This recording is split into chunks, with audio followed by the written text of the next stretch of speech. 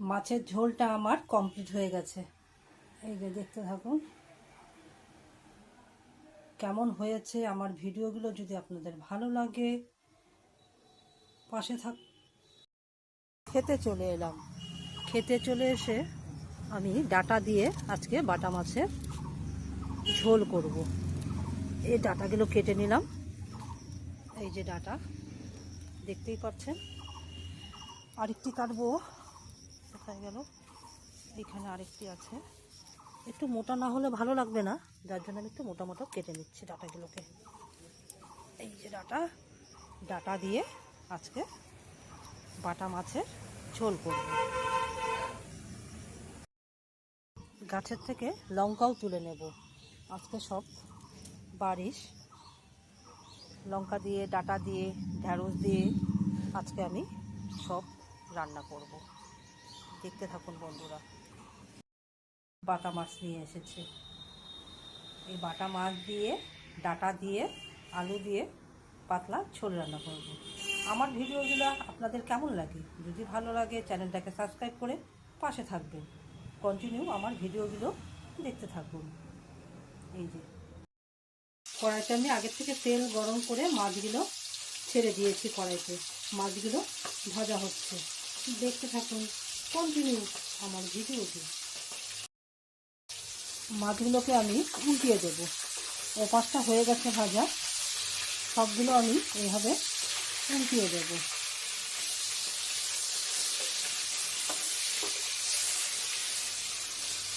এবার মাছটা ভাজা হতে থাক। মাছে আমি কি কি দিচ্ছি সেগুলোতে চলে আসি। মাছগুলো আমার ভাজা হয়ে গেছে, একটি পাত্রে আমি তুলে নেব।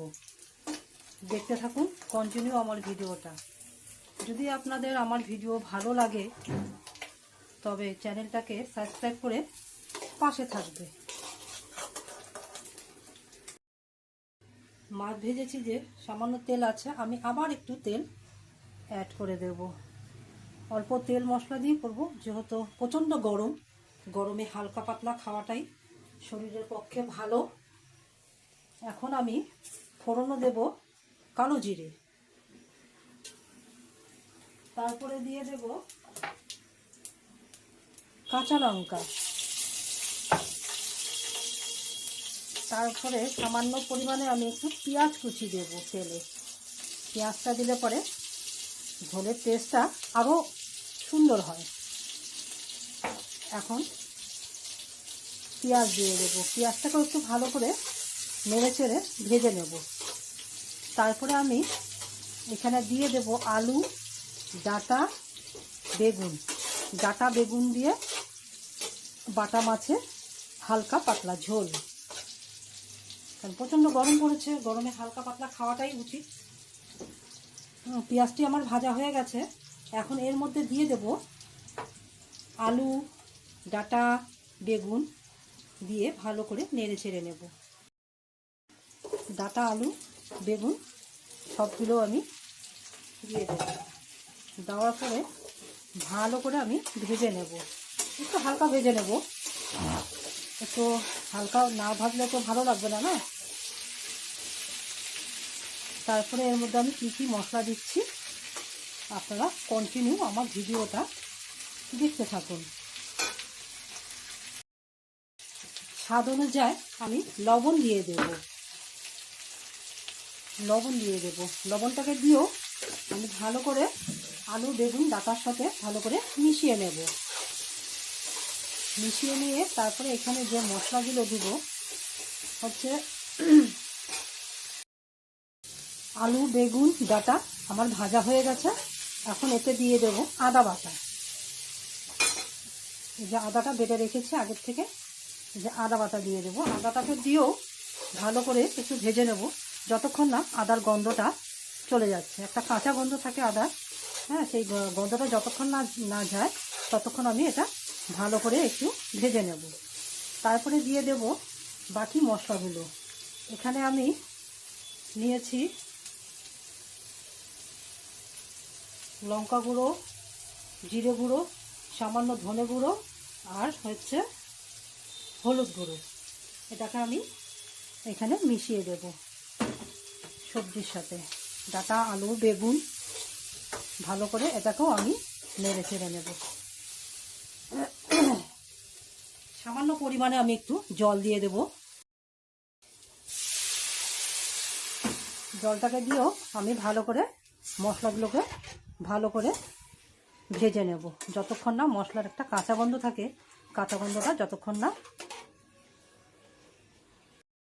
সামান্য পরিমাণে চিনি অ্যাড করে দেব। এই চিনিটা দেওয়ার কারণ হচ্ছে, যেহেতু বেগুন দেওয়া আছে, আমার মার কাছ থেকে শিখেছি যে বেগুন দিলে পরে নাকি সামান্য একটু চিনি দিলে পরে ঝোলটা আরও সুন্দর হয় খেতে। যার জন্য আজকে হঠাৎ মার কথা মনে পড়ে গেল, তাই সামান্য একটু এই মাছের ঝোলে আমি চিনি দিয়ে দিলাম। এখন আমি মশলাটা আমার কষা হয়ে গেছে, এখন গরম জল মাছের ঝোলে দিয়ে দেব।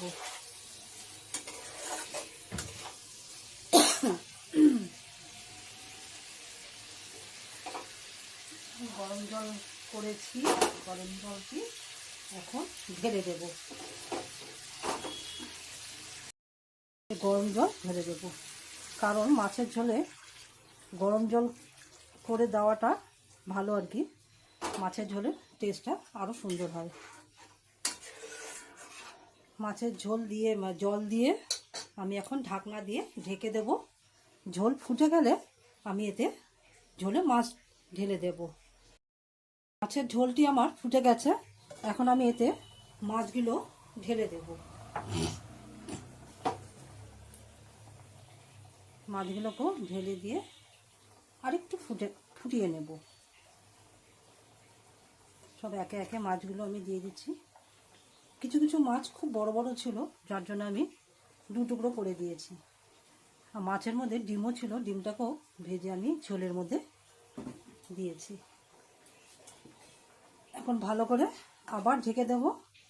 ঢেকে দিয়ে আবার সামান্য 10 মিনিট ফুটিয়ে নেব।